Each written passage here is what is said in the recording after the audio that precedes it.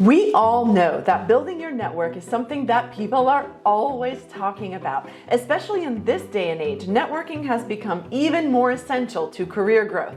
But how do you do it? Well, stick around to find out my top 5 tips and techniques for building your network.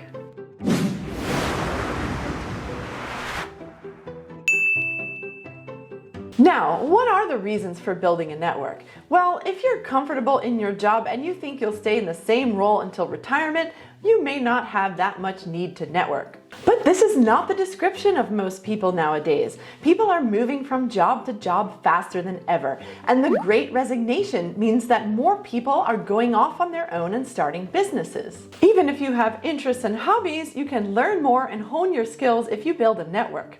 If I want to talk about why I want to build a network, well, I've changed careers, jobs, and countries more times than I can count. I would never have been able to find jobs across the globe if I didn't have a network. And even if your network doesn't directly connect you to the next big opportunity, you may learn things through your network that lead you in the right direction. Speaking of working in other countries, I should mention that while this video is about my general networking tips and techniques, I also have a video for building your network as an expat, which you can check out by clicking here. And before we go on with my top tips for building a network, don't forget to hit the subscribe button down below so you can keep getting great videos on expat life, intercultural skills, and business abroad. And now for my networking principles that work anywhere in the world, whether you're an expat or not. Number 1, attend conferences. I normally make it a rule to attend at least 3 conferences per year, 2 of which are in person and maybe 1 of which is online. Of course, face-to-face events are more effective for building your network. When you attend conferences, you'll be surrounded by like-minded people who you'll be able to make connections with. Don't forget to carry your business card or a digital business card.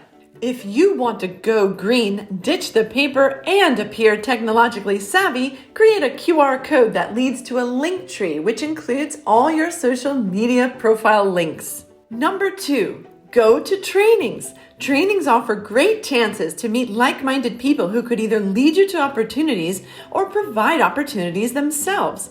I have met people at trainings who hired me in the future for multiple projects.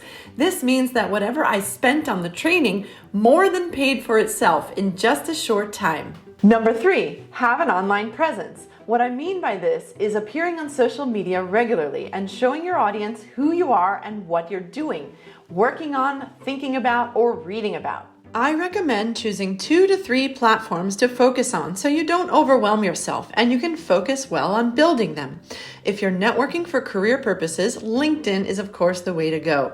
By the way, as a side note, sometimes people ask me if it's acceptable to send connection requests to people you don't know. Nowadays, absolutely yes. It is acceptable to request new contacts on LinkedIn that you don't actually know personally. It is, of course, more logical if you try to connect with people that are in the same field as yours, in the same LinkedIn groups as you, or people who are connected with people you are already connected to.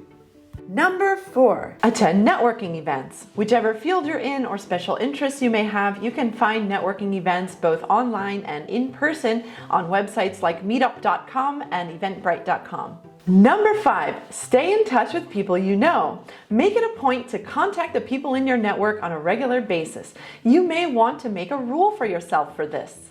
For example, 1 person per day or 10 per month or whatever works for you.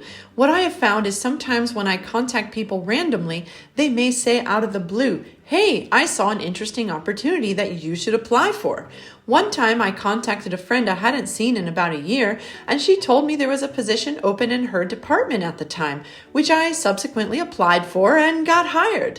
And don't forget, the secret to effective networking is staying in touch with people when you don't need them. Now, as a bonus, I would like to give you some tips for networking in person. These are easy guidelines you can follow to build rapport with people instantly, and they can work in any situations when you meet people for the first time and want to leave a good impression. Number 1, listen well to people. Use active listening techniques and show genuine interest in what they are saying. Nobody wants to network with people who are not paying attention or just waiting for the next opportunity to talk about themselves. Number 2, remember names and use them. And if you forget someone's name in a conversation, don't be afraid to just ask for it again. And one trick is to say, "Can you tell me the spelling of your name? I'd like to connect with you on LinkedIn." Number 3, don't talk about yourself too much. This kind of universally turns people off.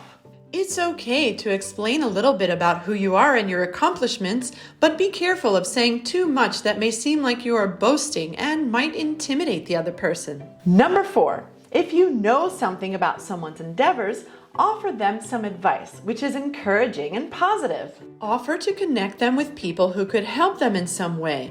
Remember that networking is not just about you meeting people, it's also about you helping others build their networks by connecting them to people you know. Number 5, get their contact information and don't forget to follow up with them shortly after meeting. Follow them on social media, interact with their posts, and continue building that professional relationship. Well, that's all for this short video on how to network.